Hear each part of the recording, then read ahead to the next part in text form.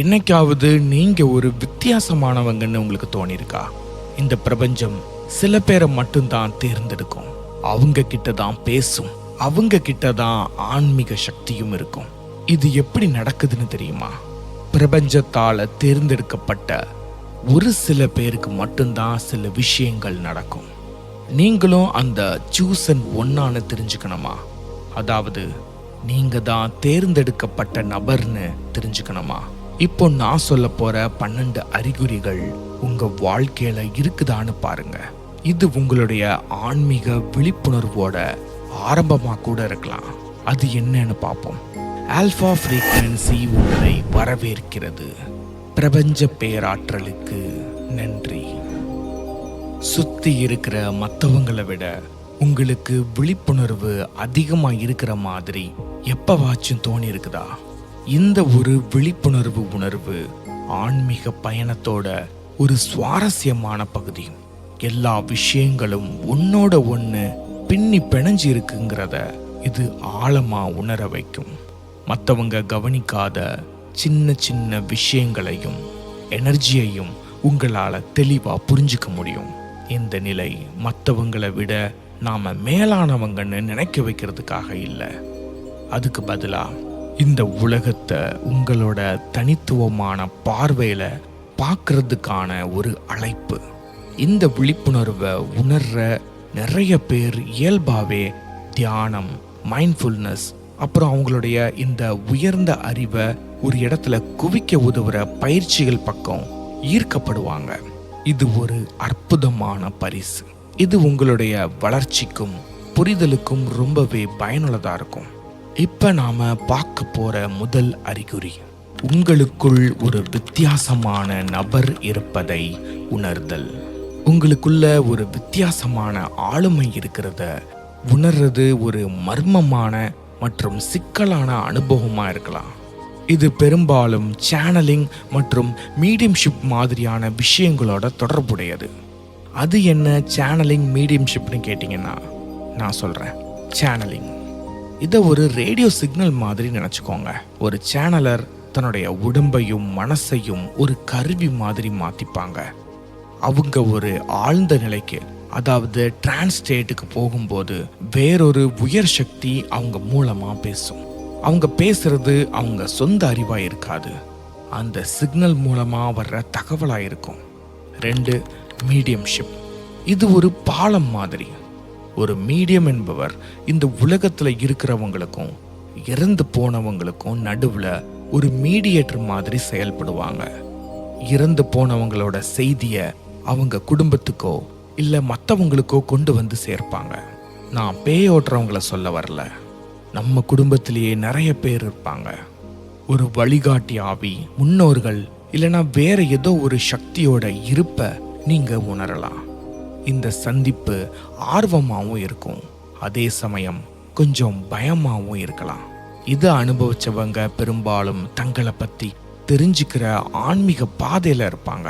இந்த சக்திகளோட எப்படி பேசுறதுன்னு அவங்க கத்துக்கலாம்.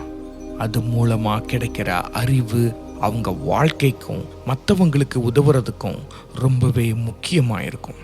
உங்களுக்குள்ள இன்னொரு சக்தியை உணர்றதுங்கிறது மனித உணர்வுகளோட எல்லையை ஆராயவும், ஆன்மீக உலகத்தோட ரகசியங்களை ஏத்துக்கவும், வாழ்க்கையோட உண்மையான அர்த்தத்தை தேடவும் கிடைச்ச ஒரே ஒரு வாய்ப்பு. 2, ஆன்மீக பரிசுகளை பெறுதல். ஆன்மீக பரிசுகள் சின்ன வயசுலயோ இல்ல வயதான காலத்திலயோ கிடைக்கும். ஆன்மீக பரிசுகள்ங்கிறது உங்களோட ஆன்மீக பயணத்தை ஆழமா பாதிக்கிற தனித்துவமான திறமைகள் அல்லது அறிவு. இதுல என்ன சுவாரஸ்யம்னா, இந்த திறமைகள் சின்ன வயசுல இருந்து வயதான காலம் வரைக்கும் எப்ப வேணும்னாலும் வெளிப்படலாம். சொல்ல போனா சிலருக்கு இது சீக்கிரமே கிடைச்சிரும், சிலருக்கு அவங்க பக்குவப்படும் போதுதான் கிடைக்கும்.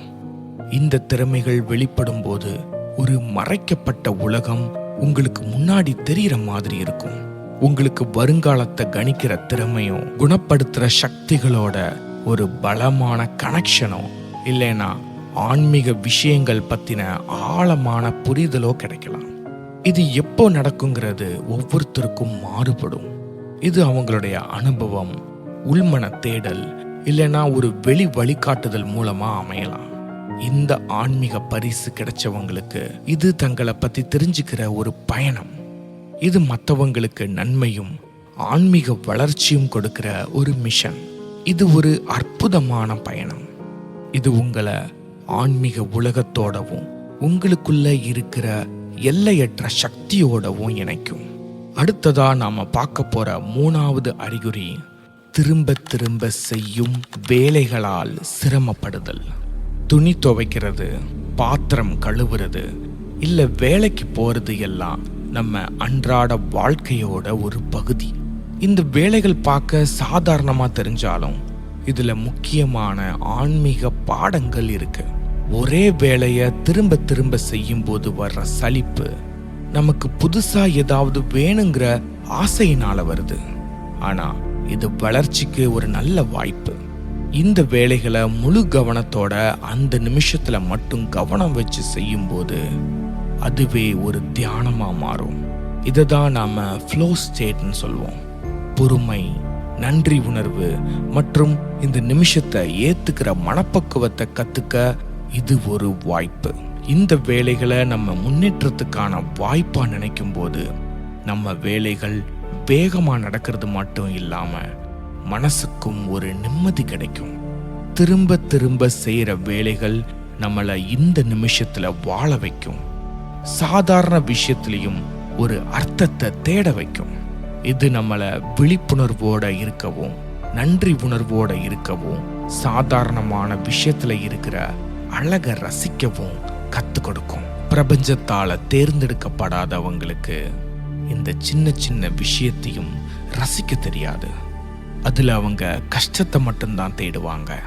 4, தெளிவான கனவுகள் மற்றும் தரிசனங்கள். உங்களுக்கு எப்பவாச்சும் ஒரு கனவோ இல்ல ஏதோ ஒண்ணு கண்ணு முன்னாடி தெரிஞ்சதோ நிஜம் மாதிரி இருந்திருக்கா? அந்த தெளிவான கனவுகளும் தரிசனங்களும் உங்க ஆள் மனசோட ஜன்னல்கள் மாதிரி. அதுக்கு பெரும்பாலும் ஆன்மீக முக்கியத்துவம் இருக்கும். இது பின்னாடி நடக்க போறத சொல்ற கனவாவோ இல்ல உங்க உள்மனசு இல்லைன்னா இந்த பிரபஞ்சம் சொல்ல வர செய்தியாவோ இருக்கலாம். இது பல பேருக்கு ஒரு வழிகாட்டியாகவும் குணப்படுத்துற சக்தியாகவும் ஆன்மீக பாதையில ஒரு தெளிவாகவும் இருக்கும். உங்களோட கனவுகளை ஆராய்ஞ்சு அதை புரிஞ்சுக்கிறது ஒரு பெரிய மாற்றத்தை உருவாக்கும். உங்களுக்கே தெரியாத உங்க அறிவை நீங்க புரிஞ்சிக்க இது ஒரு வழி. அடுத்த பகுதியில புருவங்களுக்கு நடுவுல இருக்கிற அழுத்தம் பத்தியும் அதனுடைய ஆன்மீக பின்னணி பத்தியும் பார்ப்போம். 5, நெற்றிக் கண்ணில் அழுத்தம் தெரிவது. உங்க 2 புருவங்களுக்கு நடுவுல அழுத்தம் தெரிகிறது பெரும்பாலும் ஆன்மீக விழிப்புணர்வோட சம்பந்தப்பட்டது. இது ஆன்மீக பயணத்துல இருக்கிற நிறைய பேர் அனுபவிக்கிற ஒரு விஷயம். இந்து மற்றும் புத்த மதங்கள்ல இத ஆஜ்னா சக்கரம்னு சொல்லுவாங்க, அதாவது தேர்ட் ஐ சக்கரா. இது உயர்ந்த அறிவுக்கு போற ஒரு வாசல். இந்த இடத்துல ஒரு அழுத்தம் இல்லைன்னா ஒரு துடிப்பு தெரியுதுன்னா உங்களுடைய எனர்ஜி சென்டர் வேலை செய்ய ஆரம்பிச்சிருச்சுன்னு அர்த்தம். இத நிறைய பேர் ஒரு இழுக்கிற உணர்வாவோ இல்ல துடிக்கிற மாதிரியோ சொல்றாங்க. இதோட கூடவே உள்ளுணர்வு அதிகமாகும், கனவுகள் தெளிவாயிருக்கும். உலகத்தை இன்னும் ஆழமா ஆன்மீக கண்ணோட்டத்துல பார்க்கறதுக்கு ஒரு புது லென்ஸ் கிடைச்ச மாதிரி இருக்கும். நெற்றி கண்ணுல அழுத்தம் வர்றது நீங்க ஆன்மீக பாதையில இருக்கிறீங்க அப்படிங்கிறதுக்கான அடையாளம். இது உங்களுடைய உள்ளுணர்வையும் உள்நோக்கத்தையும் வளர்த்துக்க ஒரு அழைப்பு. 6வது அறிகுறி, ஆற்றல் உணர்திறன் அதிகமாக இருப்பது. இது ஆன்மீக விழிப்புணர்வு உள்ளவங்க கிட்ட இருக்கிற ஒரு பொதுவான குணம். இந்த சென்சிட்டிவிட்டி மற்றதை விட அதிகமா மனுஷங்க, இடங்கள் மற்றும் சூழ்நிலைகளோட அதிர்வுகளையும் ஆறாக்களையும் புரிஞ்சுக்க உதவும். நீங்க எனர்ஜி விஷயத்துல சென்சிட்டிவா இருந்தா உணர்ச்சிகளையும் உடல் ரீதியான மாற்றங்களையும் அதிகமா உணர்வீங்க. இயற்கையோட ஒரு ஆழமான தொடர்பு, கற்களோட எனர்ஜியை உணர்றது, எல்லாத்துலேயும் ஓடுற அந்த நுணுக்கமான எனர்ஜியை புரிஞ்சுக்கிற திறன் இதனால கிடைக்கும். இந்த சென்சிட்டிவிட்டி ஒரு பரிசா இருந்தாலும் இதை கையாள்றது கொஞ்சம் கஷ்டம். அதனால உங்களுடைய எனர்ஜியை பாதுகாக்கவும் சோர்வடையாம இருக்கவும் சில பயிற்சிகளை கத்துக்கிறது முக்கியம். இந்த எனர்ஜி சென்சிட்டிவிட்டி உங்களுடைய ஆன்மீக பயணத்துல ஒரு பெரிய பலமா இருக்கும். இது வாழ்க்கையோட உண்மையான தன்மையையும் இந்த உலகத்தோட இருக்கிற ஆழமான தொடர்பையும் உங்களுக்கு புரிய வைக்கும். 7. தற்செயல் நிகழ்வுகளை அனுபவித்தல். சின்க்ரோனோசிட்டி அப்படிங்கிறது நம்மளை ஒரு பாதையில வழி நடத்துற அர்த்தமுள்ள தற்செயல்கள். இது பிரபஞ்சம் நமக்கு கொடுக்கிற ஒரு சிக்னல் மாதிரி. இது இக்கட்டான நேரத்துல என்ன பண்ணலாம்னு இது நமக்கு வழிகாட்டும். திரும்ப திரும்ப ஒரே நபரை பார்க்கறது, எதிர்பாராத சந்திப்புகள், இல்லைன்னா சம்பந்தமே இல்லாத 2 விஷயம் ஒன்னா நடக்கிறதுன்னு இது பல வடிவங்கள்ல இருக்கலாம். இதெல்லாம் நடக்கும்போது உங்களுக்கு ஒரு ஆச்சரியம் வரும். விதிக்கும் தற்செயலுக்கும் என்ன வித்தியாசம்னு யோசிக்க வைக்கும். இந்த அனுபவங்கள் உங்களுக்குள்ள ஒரு மாற்றத்தை ஏற்படுத்தும். பிரபஞ்சத்தோட ஏதோ ஒரு பெரிய சக்தி உங்களை வழி நடத்துதுன்னு நம்ப வைக்கும். வாழ்க்கைய மேலோட்டமா பார்க்காம ஒவ்வொரு சந்திப்புக்கும் பின்னாடி இருக்கிற அர்த்தத்தை தேட வைக்கும். இந்த அறிகுறிகளை புரிஞ்சுக்கிறது உங்களுடைய வளர்ச்சிக்கு ஒரு பெரிய கருவியா இருக்கும். உங்க வாழ்க்கையோட உண்மையான நோக்கத்தை அடைய இது உதவும். 8வது அறிகுறி, மிருகங்கள் மற்றும் இயற்கையுடன் ஒரு வலுவான தொடர்பை உணர்தல். இது மிருகங்கள் மேல இருக்கிற அக்கறையாவோ, இயற்கையோட அழகான அமைப்பை ரசிக்கிறதாகவோ, இல்ல பூமியோட நாம ஒன்னா இருக்கிறோங்கிற உணர்வாவோ இருக்கலாம். இயற்கையோடு நேரத்தை செலவிடுறது ஒரு தியானம் மாதிரி. மனசை அமைதிப்படுத்தவும், இயற்கையோட அறிவுல இருந்து விஷயங்களை கத்துக்கவும் இது ஒரு வாய்ப்பு. நிறைய ஆன்மீக கொள்கைகள் இயற்கைய ஒரு பெரிய ஆசானா சொல்லுது. அது மட்டும் இல்லாம மிருகங்கள் மேல இருக்கிற இந்த அன்பு சுற்றுச்சூழல் மேல ஒரு அக்கறையை உருவாக்கும். இந்த உணர்வு இருக்கிறவங்க சுற்றுச்சூழலை பாதுகாக்கிறதுல ரொம்ப ஆர்வமா இருப்பாங்க.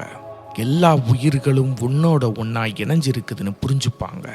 இந்த பகுதி உங்களை இயற்கையோட இன்னும் நெருக்கமா இருக்க சொல்லுது. ஏன்னா இது ஆன்மீக அறிவையும் மன அழுத்தத்துல இருந்து விடுதலையையும் தரும். 9. வலுவான உள்ளுணர்வை கொண்டிருத்தல். Having a strong intuition. உள்ளுணர்வுங்கிறது ஆன்மீக பயணத்துல ஒரு முக்கியமான ஆனா கவனிக்கப்படாத கருவி. லாஜிக்கலா சொல்ல முடியாத விஷயங்களை கூட புரிஞ்சுக்கிற திறன் அது. பலமான உள்ளுணர்வு இருக்கிறவங்க தங்களுடைய மனசாட்சியையும் வழிகாட்டுதலையும் முழுசா நம்புவாங்க. இந்த பகுதியில உள்ளுணர்வு எப்படி வருது, அதை எப்படி சரியா பயன்படுத்துறதுன்னு பார்ப்போம். இந்த திறமையை வளர்த்துக்கிறது ரொம்ப முக்கியம்.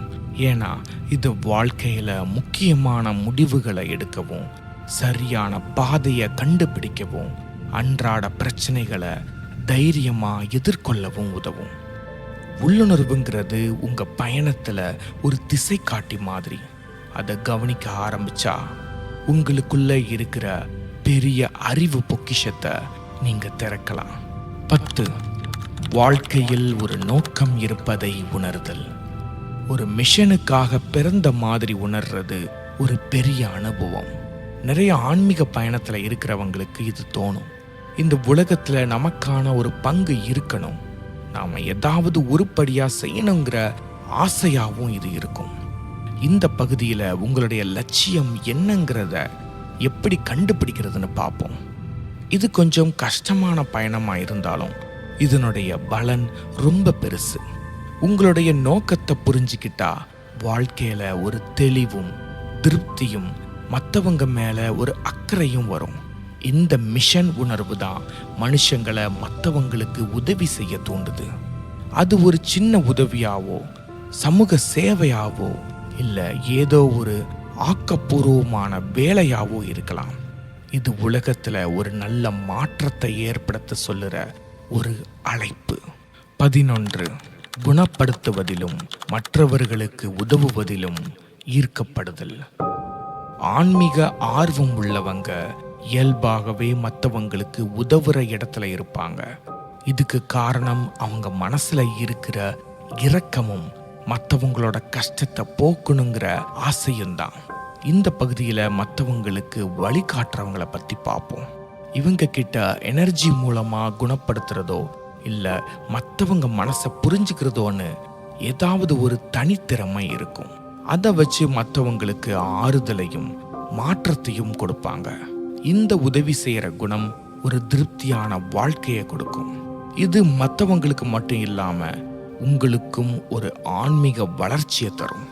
உங்களோட இந்த திறமையை எப்படி வளர்க்கிறது, மற்றவங்க வாழ்க்கையில எப்படி நல்ல மாற்றத்தை உருவாக்குறதுன்னு பின்னாடி வர வீடியோல பேசுவோம். கடைசி அறிகுறி, பிரபஞ்சத்துடன் ஒன்றி இருப்பதை உணருதல். உங்களுக்கும் மற்றவங்களுக்கும் இடையில இருக்கிற அந்த இடைவெளி குறைஞ்சு இந்த உலகமே ஒண்ணுதான் அப்படிங்கிறத உணர்ற நிலை இது. இதை தான் நாம காஸ்மிக் கான்சியஸ்னஸ்னு சொல்றோம். இந்த ஒரு உணர்வு மனசுக்கு பெரிய அமைதியையும் இரக்கத்தையும் தரும். இது பிரபஞ்ச ரகசியங்களை புரிஞ்சுக்கவும் உங்களோட வாழ்க்கையை இந்த உலகத்தோட ஒன்றி வாழவும் உதவும். இந்த பிரபஞ்சத்தோட ஒன்றா ஆகிறது ஒரு ஞானம் அடையிறதுக்கு சமம். உங்களோட அறிவை ஆழமா ஆராய்ஞ்சு எல்லாத்துலேயும் இருக்கிற அந்த ஒற்றுமையை ஏத்துக்க இது ஒரு பெரிய வாய்ப்பு. இது ஒரு பெரிய அனுபவம். இது உங்களுடைய ஆன்மீக பயணத்துக்கு சந்தோஷத்தையும் ஒரு முழுமையான அர்த்தத்தையும் கொடுக்கும். இந்த 12 அறிகுறிகள் உங்களுக்கு இருந்தா இந்த பிரபஞ்சத்தால நீங்க தேர்ந்தெடுக்கப்பட்டவர்கள். இதே மாதிரி இன்னும் நிறைய விஷயங்களை தெரிஞ்சுக்க மறக்காம சப்ஸ்கிரைப் பண்ணுங்க. எங்க கூட இணைஞ்சிருங்க. பிரபஞ்ச பேராற்றலுக்கு நன்றி.